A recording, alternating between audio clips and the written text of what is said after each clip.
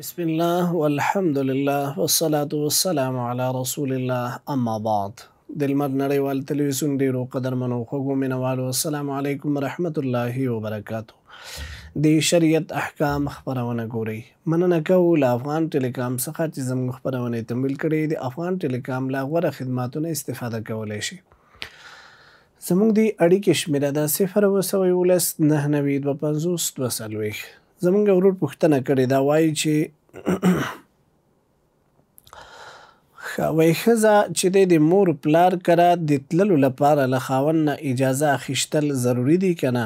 خاوند نه به اجازه اخلي او که نه؟ که د خاوند اجازه پرته لاړه شي نو په دې سره خاوند څه حق لري؟ ګورئ د میرمنې لپاره له خپل خاوند نه اجازه اخیستل دا ضروري دي. که ولو که مور پلار کره هم ځي باید خپل خاوند نه اجازه واخلي. د ښځې د واده نه پس د هغې ټول مسؤلیتونه حقوق هغه خپل خاوند ته راجع کېږي په خپله کورنۍ کې. نو ځینې وخت شاید داسې نه واوسېږي د خاوند ضرورت وي خپلې ښځې ته خپلې کورنۍ ته او دا هر وخت چې دی ټیکری په سر کړی وي مور کره ځي پلار کره ځي ورور کره ځي نو طبعا دلته بیا مشکلات واقع کېږي. په فامیلي ژوند کې مشترک ژوند کې ښځې ته پکار دا ده چې خپل خاوند نه اجازه واخلي. که د هغې اجازه واوسېږي نو خپل مور او پلار کره لاړ شي، که اجازه نه وي نو باید لاړه نه شي. ورسره دا ده چې خاوند باندې هم شریعت دا حکم ایښی دی چې خپلې ښځې ته خپلې میرمنې ته د خپل مور او پلار کره د اجازه باید ورکړي. یعنې حد اقل په میاشت کې یو کرت خپلې ښځې ته اجازه ورکړي چې خپل مور پلار کره لاړ شي. دا بیا ځای تر ځای پورې فرق لري. که چېرته د خپلې د ښځې کور یې نږدې وي د مور او پلار نو خو طبعا هغې ته په لږ لږ وخت کې هم اجازه ورکولی شي. او که چېرته لرې وي نو په میاشت کې یو کرت ښځه حق لري چې خپل مور او پلار پوښتنې ته ورشي او د خپل کورنۍ پوښتنه وکړي. نو هغه هم خاوند به حالاتو ته ګوري او د خاوند حالاتو سره سم د هغه اجازه به اخلي او بیا به خپل مور او پلار پوښتنې ته ورځي. نو داسې په دې خبرو باندې د خپل خاوند سره ناحق جنګونه کول نه دي پکار او دې سره خپل ژوند تریخ کول نه دي پکار چې ته هره ورځ روانه یې پلار کره وایي بیا وایي خاوند نه ګیلې هم کوي چې والله دا په ما باندې سختي کوي. زه هېڅکله هم د خاوند له طرفه په د ښځو په حق کې د سختۍ قایل نه یم او نه دا د ما خوښه ده او نه د شریعت هم دا حکم نه دی. لیکن ښځو ته هم پکار دا دي چې د خپل خاوند هغه حقوق په نظر کې ونیسي. یو بل ورور پوښتنه کړې ده. د هغه پوښتنه په داسې ډول سره ده، وایي چې مولوي صاحب د ښځو لپاره قبرستان ته تګ څه حکم لري؟ دا موږ په تېرو خپرونو کې هم یادونه کړې ده چې د ښځو تګ قبرستان ته دا نه دی پکار. علما کرام د دې اجازه نه ورکوي.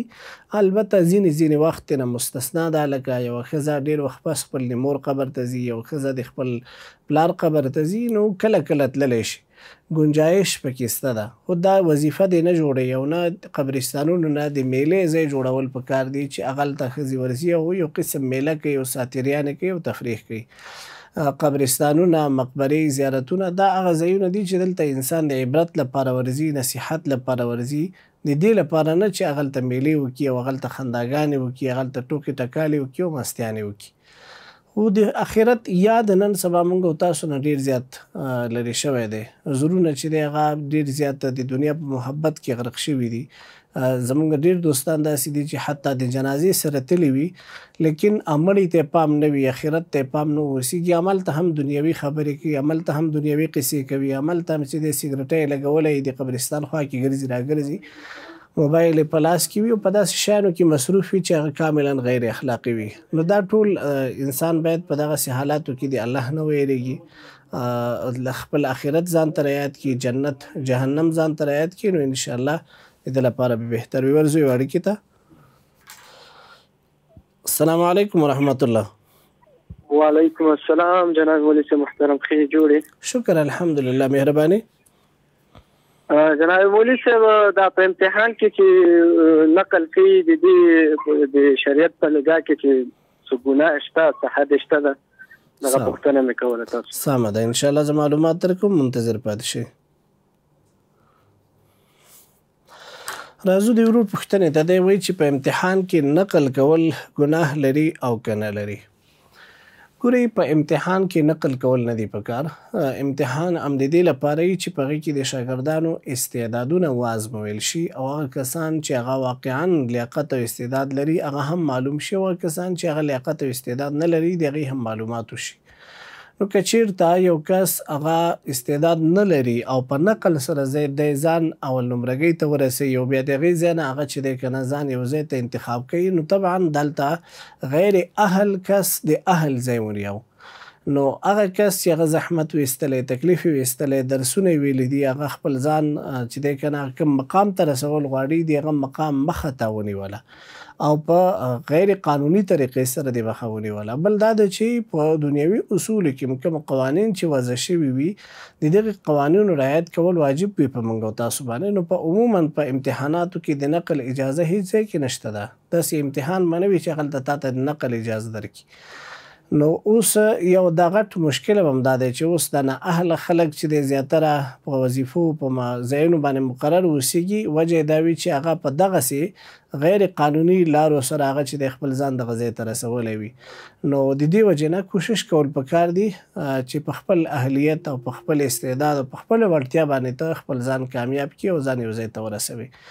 نو په امتحان کې نقل کول نه دي پکار. ځینې کسان د دې لپاره عجیب و غریب دلایل وایي چې شرعي لحاظ سره هغه درست نه دي او شریعت د هغې اجازه نه ورکوي.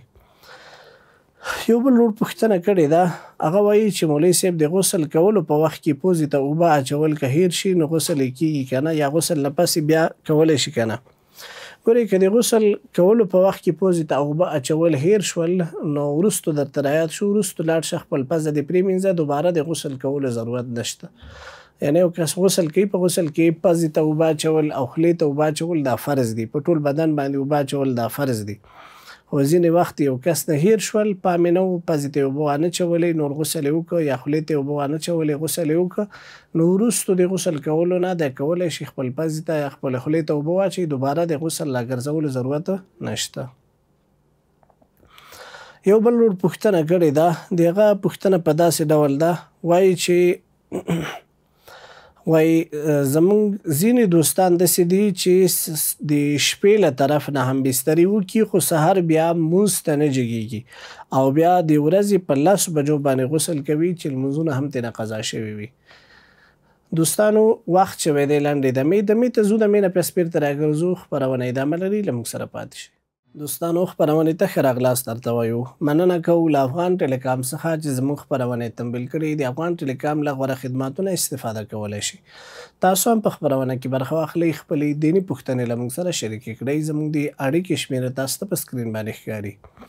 زموږ ورور پوښتنه کړې وله له دمې نه وړاندې هغې ویلې چې خاوند سره د شپې د جما کولو نه وروستو ځینې کسان چې د هغه سهار غسل نه کوي، بیا د سهار لمونځ هم ترې قضا شي او سهار په 10 په 11 بجو بیا غسل کوي.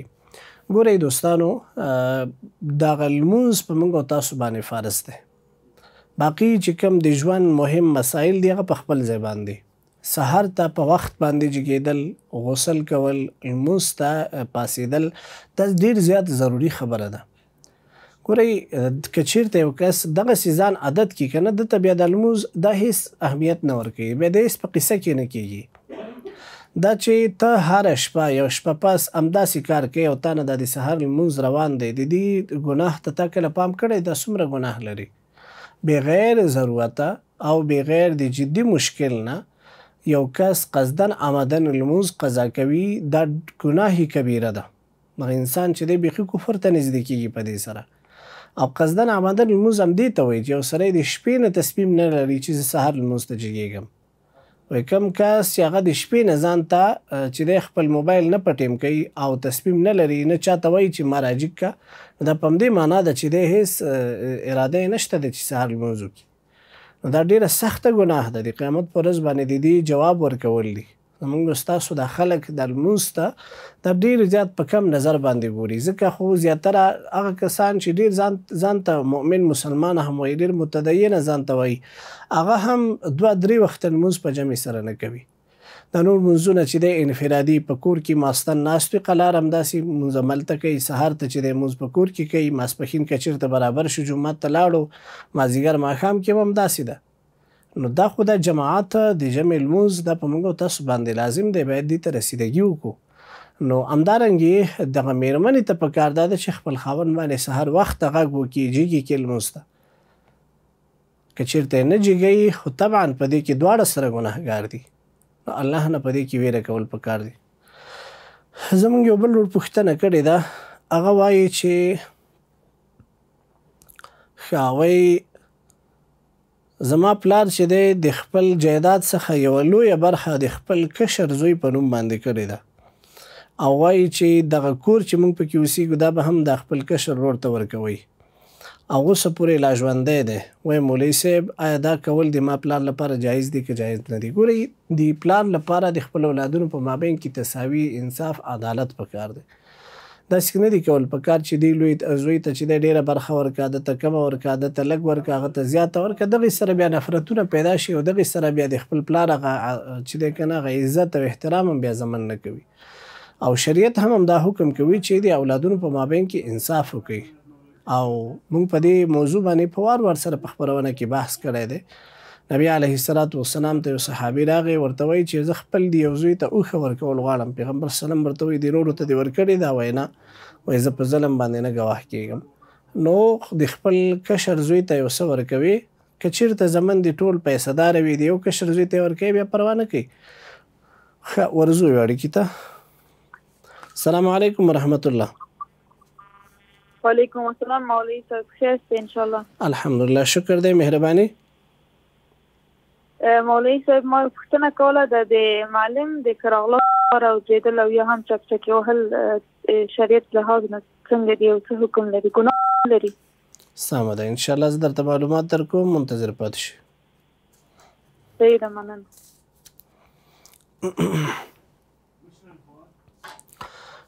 دې خور پوښتنې ته راځو. دا وایي چې د معلم د ښه لاس لپاره جګېدل او هغه ته چکچکې وهل څه حکم لري؟ ګورئ د معلم د ښه لاس لپاره جګېدل یا د استاد لپاره، د عالم لپاره، د پلار لپاره، د مشر لپاره دا په شریعت کې جایز دي احتراما، او دا ثابت دي.